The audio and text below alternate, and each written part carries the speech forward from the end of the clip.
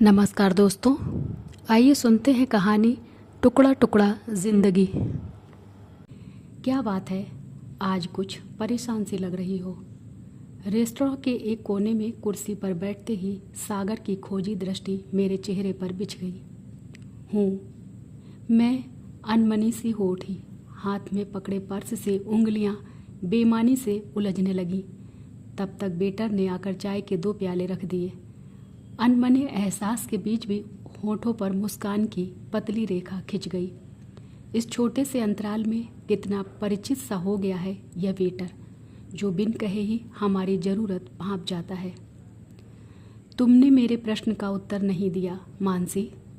चाय के प्याले में चम्मच हिलाते हुए सागर ने अपना प्रश्न दोहराया। मेरे सामने रखे प्याले की गर्म भाप से जैसे सीने में जमा गुबार पिघल कर लावा बनने लगा, जिसकी तपन से मेरा स्वर झजक उठा। सागर, मैं इस बटी हुई जिंदगी से ऊब गई हूँ। घुटन सी होने लगी है मुझे। मानसी, क्या तुम हमेशा दूसरों की दृष्टि से ही अपने को देखकर दुखी होती रहोगी? कभी स्वयं की दृष्टि से भी खुद को पढ़ने का प्रयत्न किया करो। कभी अपने बारे में भी सोचा है तुमने? अपने बारे में? होठों पर विद्रूप भरी हंसी की रेखा खिंच गई। मैं तो टुकड़ों में बटी हूँ सागर, जिसके एक खाने में तुम हो, दूसरे में पति, तीसरे में बच्चे हैं, चौथे में समाज। मेरे पास अपने अस्तित्व के लिए कोई खाना बचा ही कहाँ है? आखिर तुम हर बात को इतनी गंभीरता से क्यों लेती हो? क्या ऐसा नहीं हो सकता कि जिंदगी जिस ढर्रे पर चल रही है उसी पर चलती रहे? सागर ने मेरी हथेलियाँ अपनी मुट्ठी में दबा ली। मैं उसकी नासमझी पर खींच उठी। तुम नहीं समझोगे, आखिर मर्द हो ना सागर।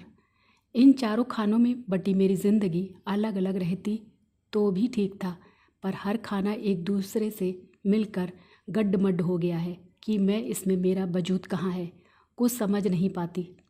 मानसी, बात पहेलियों में मत बुझाओ। मेरी हथेलियों पर उसका दबाव और बढ़ गया। सागर, यह सब कुछ अव्यवस्थित नहीं तो और क्या है? जब मेरा जिस्म कमल के साथ होता है तो रूह तुम्हें पुकार रही होती है। जब देह तुम्हारे सामने होती है तो कमल के प्रति मन आत्मगिलानी से भर जाता है। ऑफिस में जरा सी तन्हाई पाते ही बच्चे, तुम और कमल की छायाएं गुत्थम गुत्था हो मुझे दोषी ठहराने लगती हैं। अब तुम ही बताओ सागर, मैं क्या करूं? काश जिंदगी का कोई ऐसा टुकड़ा भी होता जिसमें मैं खुद के वजूद को ढाल पाती। तब शायद यह दर्द, यह तड़प मेरी जिंदगी का हिस्सा ना बनता। क्या थोड़ी देर के लिए भी तुम यह सब भूल नहीं सकी? मेरी बातों से उकताकर सागर के स्वर में कड़वाहट का स्पर्श आ गया, पर मुझ पर उसकी तलखी का कोई प्रभाव नहीं पड़ा। मेरा स्वर पूर्ववत ही रहा। शायद भीतर उबलती सारी की सारी घुटन मैं आज निकाल देने को व्याकुल हो उठी थी। काश यह क्षणिक सुख ही मेरे भाग्य में होता, पर मैं कैसे भूल जाऊं कि मैं आज़ाद पंछी नहीं, एक 4 दीवारी में कैद नारी हूँ, जहाँ मेरे 2 बच्चे हैं जिनके प्रति मेरे कुछ कर्तव्य हैं। कमल हैं जिनके बच्चों की मैं माँ हूँ, पर जिसके लिए मैं केवल एक हाड़ मांस की मशीन भर हूँ। मेरे सीने में भी दिल नाम की कोई चीज़ धड़कती है, उसे इससे कोई सरोकार नहीं। या फिर तुम्हें भूल जाऊँ, जिसके दामन में बेझिझक मैं अपने दिल का समूचा दर्द उड़ेल देती हूँ। बताओ सागर, मैं किसको छोड़ दूँ, किसको भूल जाऊँ? उसके हाथ से अपने हाथ खींच मैं उसकी मुट्ठी कस कर पकड़ लेती हूँ। उस पर मुझे यह भी खौफ नहीं रहता कि आसपास की टेबल पर बैठे लोग हमें देख रहे होंगे। आई एम सॉरी मानसी, मैंने तुम्हारा दिल दुखाया। सागर का स्वर पश्चाताप से भर उठा। अच्छा, अब चलूँगी। कलाई घड़ी पर मेरी दृष्टि टिकी देख सागर व्यथित सा हो उठा। इतनी जल्दी? हाँ, आज मुझे कमल के साथ कहीं जाना है। पर्स समेट मैं उठ गई। घर पर कमल पहले से ही आकर बैठे थे। आज बड़ी देर कर दी। हाँ, देर हो गई। मेरा स्वर अनमना सा था। कान कुछ और सुनने को ताबले हो उठे। इतनी देर कैसे हो गई? पर मैं अच्छी तरह जानती थी कि वह यह कभी नहीं पूछेंगे, और यदि वे पूछ ही बैठे तो मैं क्या अपने उत्तर के साथ न्याय कर पाऊंगी? एक व्यंग भरी मुस्कान मेरे होठों पर तिर आई। जल्दी से तैयार हो जाओ, आज बास के यहाँ पार्टी है, शर्मा जी भी आएंगे वहाँ। कुर्सी से उठते उठते कमल कह गए। पार्टी। मैं इन पार्टियों का अर्थ खूब अच्छी तरह जानती हूँ। मुस्कुराहट की चाशनी चिपका कर लोगों के बीच पॉपुलर बनने का ढोंग करना, दूसरों पर अपना सिक्का जमाना, और ख़ास तौर पर तब जब कमल का बॉस वह खसूट शर्मा अपनी गिद्ध की सी पैनी आँखों से हर खूबसूरत महिला के जिस्म के विशेष हिस्से नोचता खसोटता रहे। शर्मा का ध्यान आते ही उबकाई सी आने लगी। मन कसैला हो उठा। मन में आया कमल से कह दूं आज मेरी तबीयत ठीक नहीं, तुम अकेले ही चले जाओ। पर उसके बाद उस पर होने वाली प्रतिक्रिया को भी जानती हूँ, इसलिए जाना तो पड़ेगा ही। ऐसे मौक़ों पर मैं कमल की पत्नी नहीं बल्कि उसकी संजोई गई उपलब्धियों में से एक हो जाती हूँ। खूबसूरत बीवी, उस पर बैंक में अधिकारी, पार्टी के तौर तरीक़ों से पूर्ण परिचित। पार्टी में हर व्यक्ति कमल को ईर्ष्या से देखता है तो अभिमान से उसका सीना तन जाता है। हाथ मुँह धोकर मैंने अलमारी खोली, कौन सी साड़ी पहनूं। उधर से गुजरते कमल से मैंने पूछने के लिए खोले, अधर फिर बंद कर लिए, क्योंकि मुझे उसका उत्तर पहले ही मालूम है। अरे कोई सी भी शोख रंग की साड़ी पहन लो। यह जानते हुए भी कि मुझे हल्के रंग पसंद हैं, मन में एक हुक सी उठती है। क्या यह वही कमल है जो शादी से पहले कहा करते थे, यार कपड़ों के चुनाव में तो तुम्हारा जवाब नहीं मानसी। पर अब समझ में नहीं आता, जिंदगी की गति एक साथ चलते चलते कहाँ उलट पुलट हो गई, खुशियाँ समेटते हुए कहाँ चूक हो गई, जो हमारे बीच रीतेपन की दरार उभर आई। एक छत के नीचे अब हम दुनिया की निगाहों में पति पत्नी का धर्म जरूर निभा कर रहे हैं, पर जज्बातों की गर्मी, संबंधों की महक तो हमारे बीच कब की दम तोड़ चुकी है। रह गया है बस एक पथरीलापन, जिसको टटोलते भी उंगलियां जख्मी हो जाती हैं। अनमने मन से मैंने सामने रखी पीली साड़ी खींच ली। तैयार होकर बाहर निकली तो कमल अपने सूट पर इत्र छिड़क रहे थे। मुझे देखते ही बोल उठे, लो तुम भी लगा लो। नहीं, इवनिंग इन पेरिस की तेज महक मेरे नथनों में घुस गई। मन फिर कसैला हो उठा। कमल को मालूम है मुझे कृत्रिमता पसंद नहीं। फिर नौकर से बच्चों को खाना खिलाकर सुला देने को कहे मैं कमल के साथ कार में बैठ गई। हेलो मिसेज माथुर, आज तो पीली साड़ी में पूरी बसंती बाहर नज़र आ रही हैं। पार्टी में पहुंचते ही वहां उपस्थित लोगों ने हमें घेर लिया। कहिए मिसेज माथुर, अच्छी तो हैं? सामने शर्मा, जो अपनी नुकीली दृष्टि मेरे जिस्म के हर कटाव पर चुभो रहे थे। बस सब आपकी कृपा है। भीतर से उबकाई महसूस करते हुए भी होठों पर मैंने बेहतरीन मुस्कान का मुखौटा चढ़ा लिया। Mrs Mathur, you are smart and prettiest lady of the party. तेवरों में भावुकता का जाम चढ़ाते हुए उस शर्मा के बच्चे ने मेरा हाथ पकड़ लिया। Thanks for the compliment. हंसकर धीमे से मैंने अपना हाथ छुड़ा लिया। मन तो किया यही हाथ उसके गाल पर रसीद कर दूं। रिटायर होने के बाद करीब बैठा है और इडियट।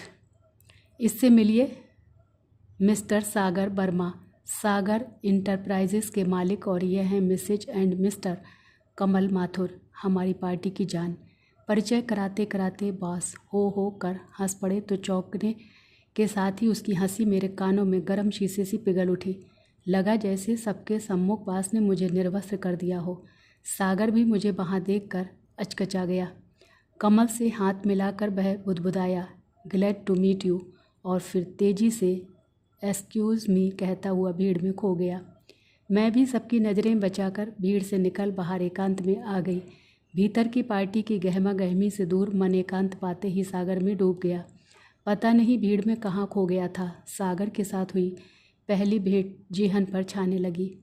उस दिन टैक्सी हड़ताल के कारण बसों में इतनी भीड़ थी कि 3 बस मेरे सामने से गुजर गईं और मैं वहीं की वहीं खड़ी रह गई, झल्लाहट में भरी। मैं कुछ समझ नहीं पा रही थी कि क्या करूं। हड़ताल का पहले से मालूम होता तो कमल के साथ ही चली जाती। अचानक एक स्वर सुनकर चौंक उठी, इस तरह तो आप शाम तक यहीं खड़ी रहेंगी। अगर आप इजाज़त दें तो मैं आपको छोड़ दूं। मेरे सामने फिएट कार का अगला दरवाज़ा खोलते हुए वह बोला। कीमती पहनावे और सूरत शक्ल से वह कोई संभ्रांत व्यक्ति लग रहा था। उम्र 40 के आसपास होगी, पर अधरों पर खेलती बाल सुलभ मुस्कान उसकी शरारत का परिचय दे रही थी। पर फिर भी किसी अजनबी के साथ यूं जाना। मैं चली जाऊंगी, मैंने स्वर जानबूझ कर तान लिया, पर उसकी परवाह किए बिना उस अजनबी ने सहज स्वर में मुस्कुरा कर फिर कहा, मैं आप पर कोई एहसान नहीं कर रहा, पर दरअसल मुझे भी उधर ही जाना है, हिंदनगर, आपके बैंक के आगे। मेरी हिचकिचाहट देख वह फिर बोला, यदि आप यहीं खड़ी रहीं तो शाम तक तो शायद बैंक पहुंच नहीं सकी। वैसे आपकी इच्छा। अचानक मेरे मस्तिष्क में उस दिन बैंक में होने वाली एक अति आवश्यक मीटिंग घूम गई और कदम यंत्र चालित से कार की ओर उठ गए। मैं सागर हूँ, सागर वर्मा, आपके बैंक में मेरा अकाउंट है। एक्सीलेटर पर पांव दबाते हुए उसने कहा था। और फिर संयोग से जब भी मैं टैक्सी की प्रतीक्षा में होती, सागर वहाँ मिल जाता। पार्टी रात 2 बजे तक चली, पर सागर कहीं नज़र नहीं आया। शायद वह मेरे सामने नहीं आना चाहता था। सोचा था सागर से बहुत कुछ पूछेगी, पर उसके बाद कई दिन गुजर गए, उससे मुलाकात ही नहीं हुई। उस दिन बैंक से लौटते समय मैंने टैक्सी बाजार में ही रुकवा दी थी। कुछ छुटपुट चीज़ें खरीदनी थी। मन न जाने क्यों सुबह ही बेहद उद्विग्न और बेचैन सा था। अचानक पीछे से एक नारी स्वर में अपना नाम सुन मैंने चौंक कर पीछे देखा। एक आकर्षक सी युवती मुस्कुराती हुई मेरी ओर बढ़ रही थी। सुनिए, तुम, मेरा मतलब है आपका नाम मानसी तो नहीं? किसी भूले परिचय का भाव उसके चेहरे पर प्रश्न चिन्ह टंगा था। अचानक बचपन की परतों के साथ दबी कोई स्मृति मुंह निकाल कर झांक उठी। ओहो, तुम श्यामली। उम्र की 20 सीढ़ियाँ लांघ हम फिर पीछे पहुँच बचपन की तरह भरे बाजार में ही एक दूसरे से लिपट गए। शुक्र है तूने पहचान तो लिया। इस शहर में कब आई? उसके स्वर में उल्हाना था। मैं तो यहाँ 10 वर्ष से हूँ, वर्कले स्क्वायर वाली यूको बैंक में मैनेजर हूँ। हद है, और अब तक हमारी मुलाकात नहीं हुई। मैं भी तो विवाह के बाद से यहीं हूँ। उसकी बड़ी बड़ी आंखें हैरत में चौड़ी हो गईं। चल, वह सामने मेरा घर है। इतने बरसों बाद मिली हो तो यूँ छोड़ने वाली नहीं हूँ मैं। श्यामली ने मेरा हाथ पकड़ लिया। तो मैं ही कौन सा छोड़ने वाली हूँ। दिन भर के अनजाने अवसाद से खिन्न मन को जैसे शीतल पुआर का स्पर्श मिल गया। श्यामली मेरे बचपन की हमजोली थी। जेठ के महीने की तपती दोपहरी में कच्ची अमियाँ बीनने से लेकर यौवन की पहली सीढ़ी तक के खट्टे मीठे अनुभव हमने एक साथ ही जिए थे। हमारा कोई भी राज एक तरफा नहीं था। इतने दिनों से समस्याओं के अंधड़ में भटकते मन को जैसे श्यामली में कोई आशा का दीप दिख गया। सोचा था मन का गुबार उस पर उड़ेल दूंगी, शायद वही कोई रास्ता सुझा दे। पर पहुंचकर श्यामली मेरे लिए चाय लेने गई। मेरी खाली दृष्टि उसके भरे पूरे घर के निरीक्षण में जुट गई। कलात्मक हाथों की सुघड़ता कमरे की हर एक व्यवस्था में बिखरी थी। सामने दीवार पर टंगी आदमकद पेंटिंग तो लगता था जैसे बस अभी सजीव हो उठेगी। चाय की गरम गरम चुस्कियों के बीच ना जाने कब हम वर्तमान की सीढ़ियाँ उतर बचपन की उस पगडंडी पर पहुँच गए जिसको हमने एक साथ तय किया था। पर अजीब बात थी कि यथार्थ में लौटने से हम दोनों ही कतरा रहे थे। श्यामली का उत्साह और प्रसन्नता तो जैसे झलक पड़ रही थी, पर उस लवरेज खुशी को देखकर ना जाने क्यों मेरे भीतर कोई शीशा चटकने लगा। आखिरकार पहल मैं ही कर बैठी। एक बात बता श्यामली, तू खुश तो है ना? मैं एकाएक पूछ बैठी, पर अगले ही क्षण अपनी बात पर स्वयं ही खींच उठी। भला क्या सोचेगी वह? मैं श्यामली रंगे हाथों पकड़े चोर सी घबरा उठी। फिर चूहक कर बोली, मैं तो बहुत प्रसन्न हूँ।